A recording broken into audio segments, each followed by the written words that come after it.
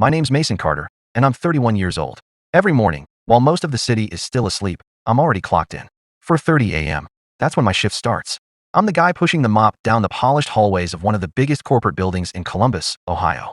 I'm the one emptying trash cans before executives arrive, cleaning conference rooms, making sure the place looks spotless before anyone in a suit walks through those glass doors. Yeah, I'm a janitor, and I've never been ashamed of that. Honest work pays honest bills. That's what my dad always used to say. Besides, every paycheck I earn is clean, and every dollar has my name on it. I don't need a fancy office to feel proud of myself. Or at least, I didn't. Not until my own family made me question it. It started about a month before my younger sister Emily's engagement party. I was driving home after a long shift when my phone lit up. Emily calling. "Hey, big bro," she said. She sounded nervous. I smiled. "What's up? Need help moving furniture again?" She gave a small laugh. "Actually, I kinda need to ask you a favor." "Sure." There was a long pause. "So, when you come to the engagement party?" "Yeah. Could you maybe not tell people what you do?" For a second, I honestly thought she was joking. "What do you mean?" "My fiance's family is, well, they're doctors, lawyers, business people. So, I just don't want things getting awkward." Awkward. That word hit harder than I expected. "So you're embarrassed because I'm a janitor?" "No," she answered too quickly. "I just want everyone to have a good impression." I stared through my windshield as traffic crawled past. Then I asked quietly, "So, what exactly do you want me to say if someone asks what I do?" She didn't answer. That silence told me everything. I took a slow breath. "You know what, Em?" "What?" "I think it's better if I don't come." "Mason, that's not what I meant." "It kind of is." I ended the call before she could say anything else. What Emily didn't know, what nobody in my family knew, was that in exactly 2 weeks, the CEO of the company where I cleaned floors was about to change my life forever. The next morning, my alarm went off at 3:45 like always. For a second, I thought about calling in sick. Not because I was tired, because I wasn't sure I wanted to face another day pretending Emily's words didn't get under my skin. But bills don't care about feelings. So I pulled on my work boots, grabbed a gas station coffee, and headed downtown. The lobby was quiet when I arrived. Just the overnight security guard, Frank. He looked up, smiled, and said, "Morning, Mason. You look like you've had one heck of a night." I forced a grin. You could say that. Frank didn't ask questions. That's one thing I always respected about him. Around 6 o'clock, the first office employees started trickling in. Most of them walked past without even looking at me. A few nodded. One woman smiled and thanked me for keeping the place clean. That simple thank you meant more than she'd probably ever know. About an hour later, I was wiping fingerprints off the executive conference room windows when someone behind me said, "Mason." I turned around. It was Mr. Harrison, the company's CEO. Now here's the thing. People like him don't usually know guys like me by name. I straightened up. "Morning, sir." He smiled. "Got a minute?" I honestly thought I was in trouble. Instead, he asked me to follow him upstairs. Not to the maintenance office. Not to human resources. Straight to the executive floor. As the elevator doors opened, every vice president in the building seemed to be standing there. For the first time in 8 years. People weren't looking through me. They were looking at me. Mr. Harrison placed a hand on my shoulder. "We've been reviewing the leadership program you've been attending after your shifts." My heart skipped a beat. I'd kept those evening classes a secret from everyone. Even my own family had no idea. He smiled again. "I think it's time we talked about your future." Before I could answer, my phone buzzed in my pocket. It was a text from Emily. "Can we please talk? I think I made a huge mistake." I looked at the screen, then back at the CEO. I had no idea which conversation was about to change my life more. But in the next 5 minutes, everything I thought I knew was about to be turned upside down. I slipped my phone back into my pocket without replying to Emily. Whatever she wanted to say, it could wait. Right now, I was standing on the executive floor, a place I'd only cleaned after hours. I'd never been invited there. Mr. Harrison opened the door to a large conference room overlooking downtown Columbus. Around the table sat 6 senior executives. Every single one of them smiled as I walked in. That alone felt surreal. "Take a seat, Mason," Mr. Harrison said. I hesitated. "You sure you've got the right guy?" A few people laughed. One executive leaned forward. "We're positive." Mr. Harrison placed a folder on the table.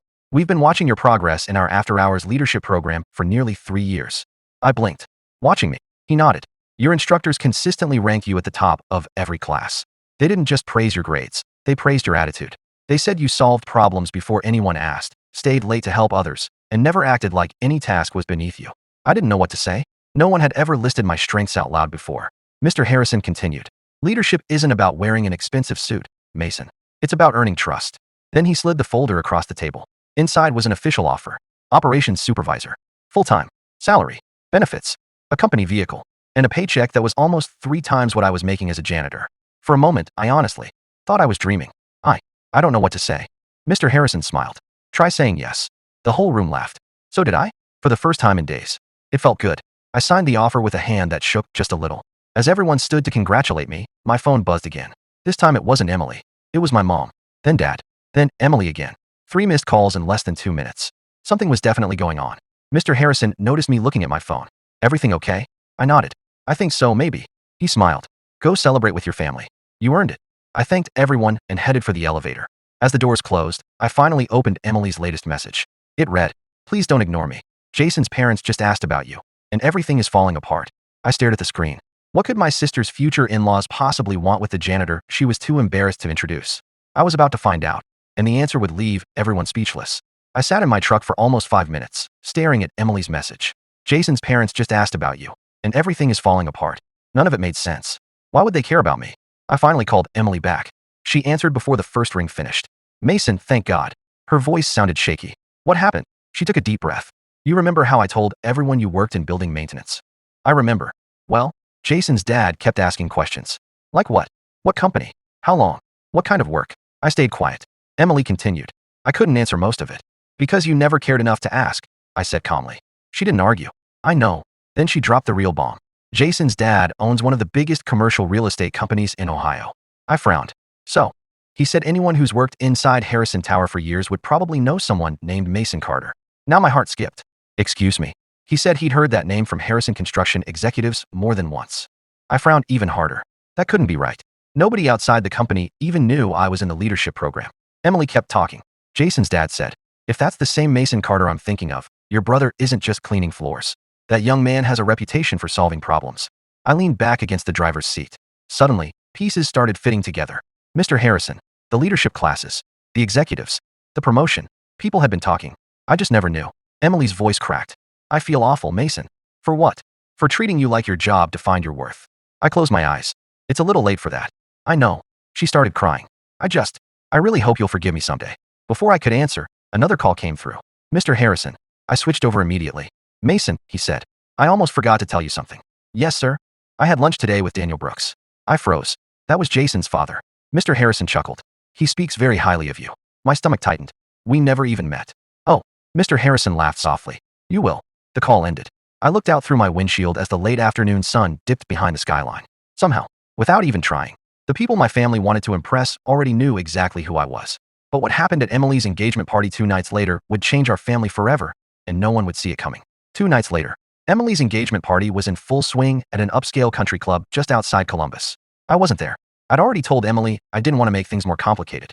Instead, I spent the evening putting together a new bookshelf in my apartment. Funny how life works. While everyone else was chasing appearances, I was enjoying the first quiet night I'd had in weeks. Around 7:30, my phone buzzed. It was my mom. I let it ring. Then Dad called. I ignored that one too. 30 seconds later, Emily called. Again. This time, I answered. Mason, she said, almost out of breath. Please, can you come? I frowned.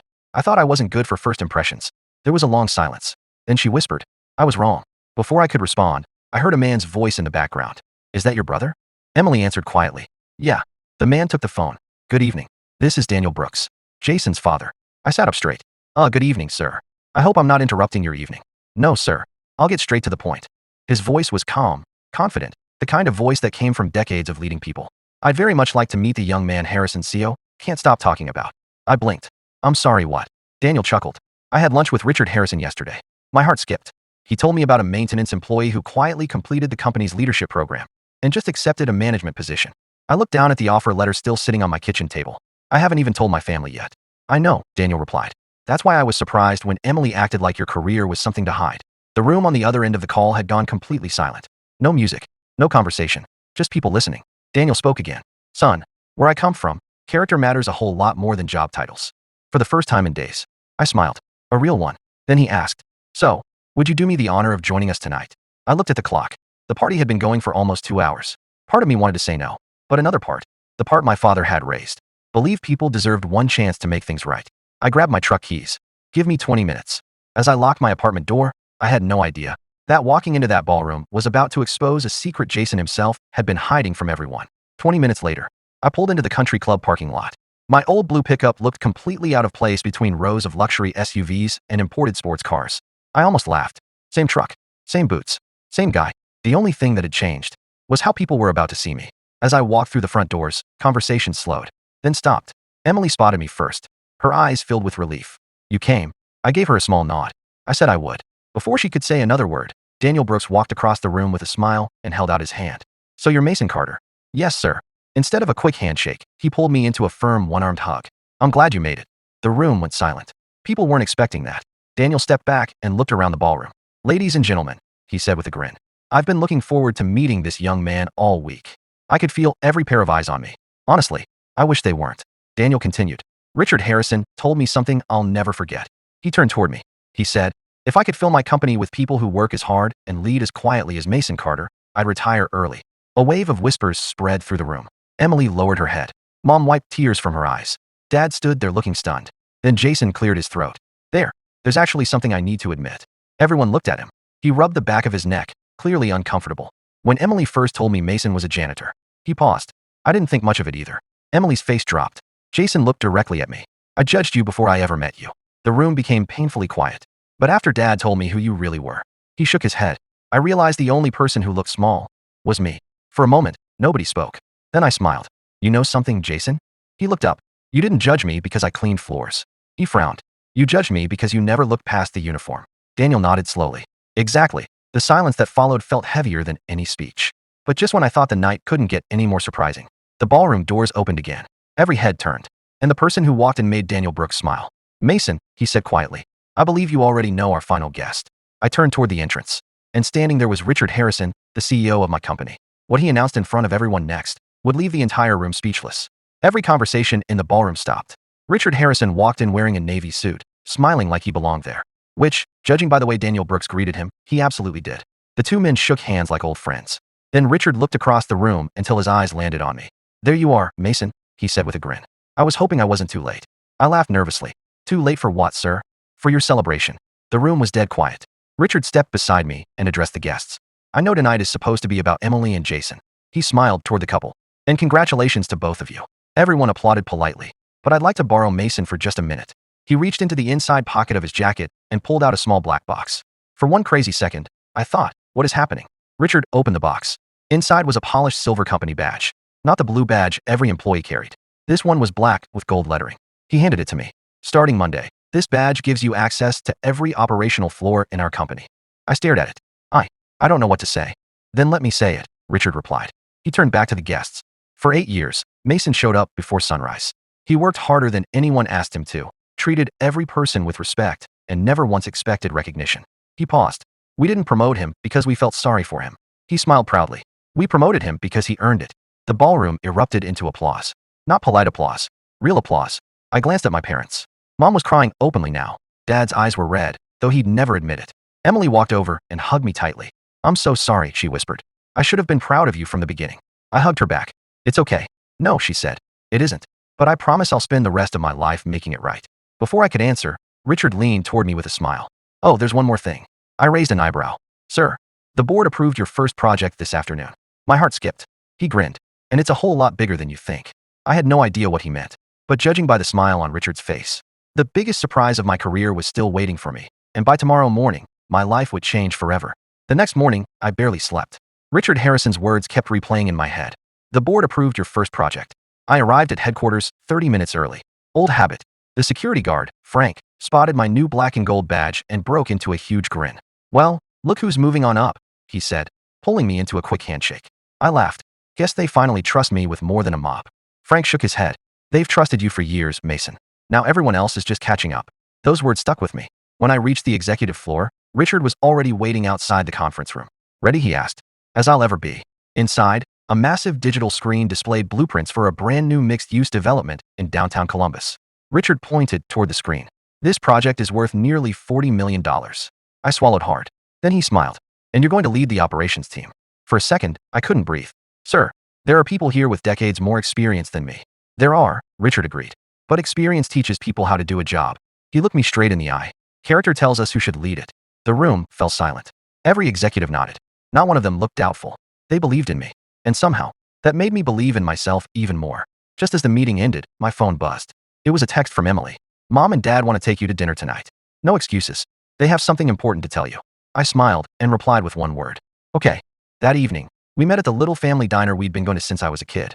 It wasn't fancy, but it felt like home. Dad looked unusually nervous. He wrapped both hands around his coffee mug before speaking. Mason, he cleared his throat. I owe you the biggest apology of my life. Mom reached across the table and squeezed my hand. Then Dad said something I'd waited years to hear. I spent too much time being proud of what people did, and not enough time being proud of who my son was. Before I could answer, he pulled an old envelope from his jacket and slid it across the table. Your grandfather left this for you. I frowned. My grandfather? Dad nodded slowly. I think it's finally time you knew the truth about the Carter family. And what I discovered inside that envelope would explain everything my grandfather had tried to teach us before he passed away. I stared at the old envelope lying on the table. The paper had turned yellow around the edges. My name, Mason Carter, written in my grandfather's handwriting. Dad nodded toward it.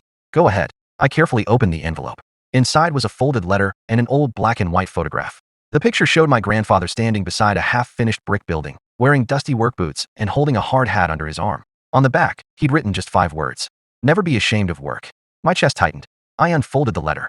Dear Mason, if you're reading this, it means you're finally old enough to understand something that took me most of my life to learn.